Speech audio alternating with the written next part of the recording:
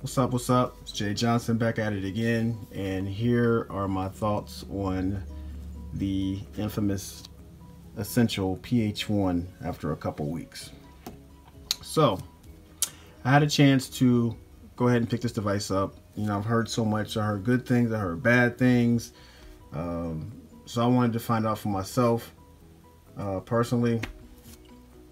You know what? Let me not even go there yet. Let me get to the basics. Let me get down to the basics first. So if you don't know about the PH1, this is a device by Essential. It's the first device by them. As you can see, it's the unique thing about the Essential phone is the screen to body ratio. It has the best screen to body ratio of any device right now. This is a 5.7-inch screen, and it's probably in the body of like a 5.2-inch screen.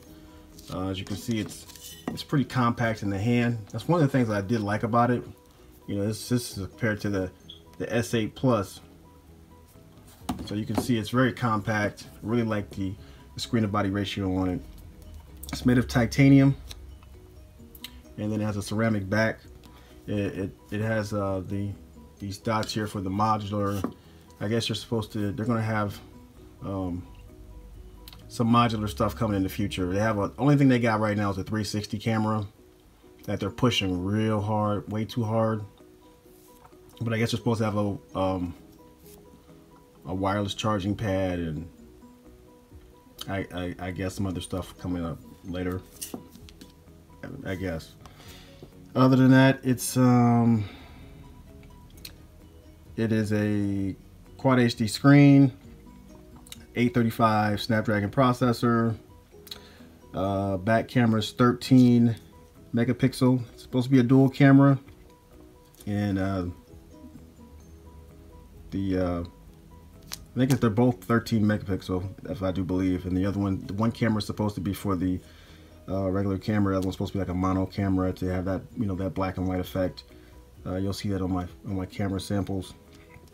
It has laser autofocus. Shoots 4K, 30 frames per shoots 4K, 30 frames per second, 1080p, 60 frames per second, or 20p, 120 frames per second. The front camera, 8 megapixel, 2.2 aperture, and it shoots 4K at 30 frames per second. 1080, 60 frames, same as the back, 60 frames per second, 720, 120. This is an unlocked phone, so you can use this on all networks. I don't know how well that works with all networks, but I did use it on T-Mobile. It didn't have any problems. So, all the tech specs out the way. Oh, let me get to the battery. Oh, 40 milliamp battery, 4 gigabytes of RAM, 128 gigabytes of storage. This has a fingerprint sensor back here, if you can see that. And this is USB Type-C, and it is IP54 water resistant, which basically means you can splash it a little bit and you should be good to go. Okay, so got that all out. So the good, I'll go with the good of what I liked about it. Again, the screen. I love the screen to body ratio. Fits good in the hand. One hand usability is great. That's awesome. I like the fact that it's stock Android. Updates have been coming. Well, when I first got it, I got a bunch of updates, and I got the November security patch. They updated the camera a few times, and so you would think that this is going to get updates pretty quickly, since it's pretty much bare bones Android. There's no bloat, nothing attached to it. So I like that. Also, call quality has been pretty good. The only thing about that is you have to hold the speaker is right here, and you have to hold it a certain way. If you don't, then it kind of sounds a little muffled. You really can't hear him that well. I mean, if you hold it the right way, maybe it's just something with me, but I noticed that issue. It's not a serious issue, but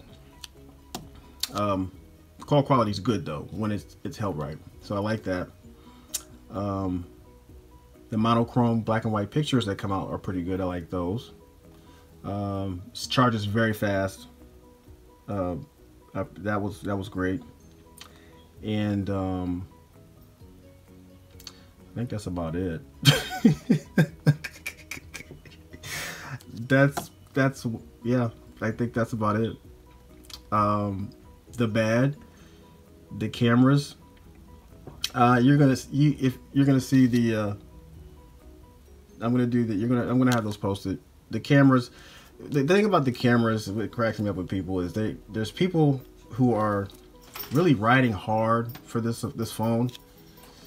I didn't know there was fanboys that quickly, but they talk about how great the camera is. The camera is okay, and the thing is, it's not terrible, but in 2017, most smartphones in adequate to good light aren't terrible. They're going to be decent pictures. Even if you use the Google camera, which makes it a little better, it's not going to change much to me. It didn't change much. It's a decent camera on the back. The front camera, you have to be in great light. If it's in anything near low light, it's horrible. It's terrible. It's trash. If you use the Google camera and use the front flash in low light, it's still trash. I'm sorry, guys. It's trash. The front camera's trash. It has potential, yes, but it's just not there. Another issue I had was periodic lag. Sometimes this thing is snappy. It's a snappy beast. And then there's sometimes where it gets so frustrating trying to get into something that I just put it down and use another phone. And it just got annoying. It's just periodically. It doesn't happen all the time. It's just sometimes I'm using it, and especially when it's like a Facebook or Instagram or Facebook Messenger, it just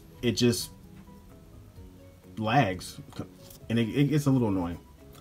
And then finally, a couple issues I had where using Duo, for some reason Duo, and I use Facebook Messenger video, it didn't happen all the time, but I had to reset the phone. People couldn't hear me.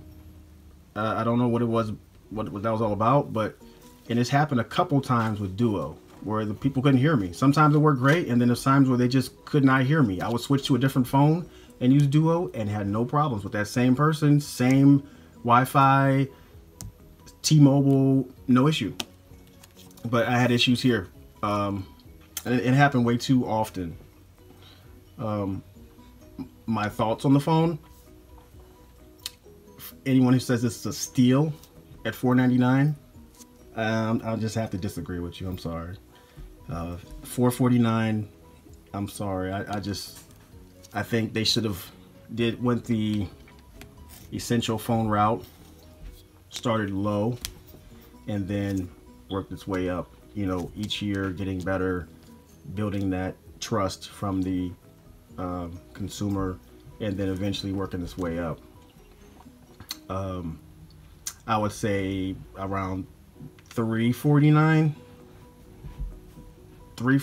maybe, but there's way too many devices out there in that $449 to $500 price point for me to tell anyone to buy this, especially if you're upgrading from a last year's flagship. You know, this is $499. I got this for $569, 60 bucks more. I get more phone. A friend of mine who watched a bunch of YouTube videos and was dead set to get this until he talked to me about my experience with it, and he didn't want to spend the money on the Pixel 2, but I told him I would stick with the Pixel 1. Eventually, he traded his Pixel 1 into Google and got a $400 credit to get the Pixel 2, and that was like 300 bucks. So, I'm sorry, I just don't feel like a lot of these other YouTubers that this price is justifiable. 500 bucks is still 500 bucks. That's a lot of money to be spending on a device that's not going to be that reliable and do a lot of the things that you can get from even the Moto X4, which I wasn't exactly happy with. but I would take that over this. It's just, I just don't see it. If I were you, if you're looking to buy something around this price range, look at the the OnePlus 5T. You can get the LG G6 off Amazon for $499. There's deals out there. The Moto Z Force 2, T-Mobile selling that for what, $375 now? $375, $400, somewhere around there. If you have an old flagship, there's a lot of trade-in offers. Samsung's offering, they're offering $400 for a trade-in during the Black Friday, and they're offering $300 now. I got $300 off my S7 Active and got a VR set on top of that. So I mean, there's different deals that you could find if you're wanting to spend that kind of money. But if you're looking for a reliable main device, if this is the only device you're looking to use daily, I would not recommend this. Now, if you're a techie person and you get several devices and you have that money to spend and throw at a device, yeah, I mean, a good second or third device, yeah, I don't think it's worth the money for that. But if you're one of those kind of people that have that money to spend and you like to collect devices, you're a techie person, go for it. But if this is going to be your main device, the only device you use on a day in, day out, no, guys, this is not it. There's so much more you can get from other devices, just spending a little bit more money, or even spending a little less money. I mean, I would pick, I know this is going to sound like blasphemy, but I would pick the Moto E4 Plus. $200. In some places going for $100 over this.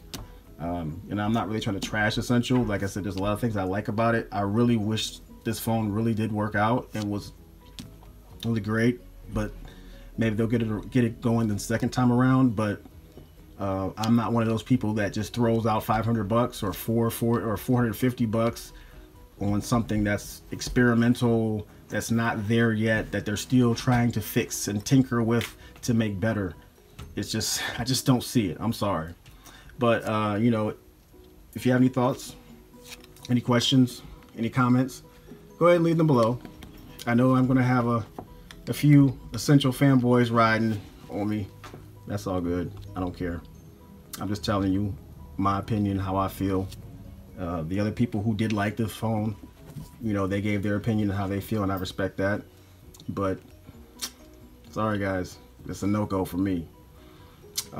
Hopefully they get it together, and if they do, I would have no problem picking this up again. But if you're on the fence, wait, because if you really want this device, I'm sure it's going to drop in price again. All right, comments, thumbs up, subscribe, all that good jazz, good stuff. Until next time, it is Jay Johnson. Don't swipe the technique. I'm out. Peace.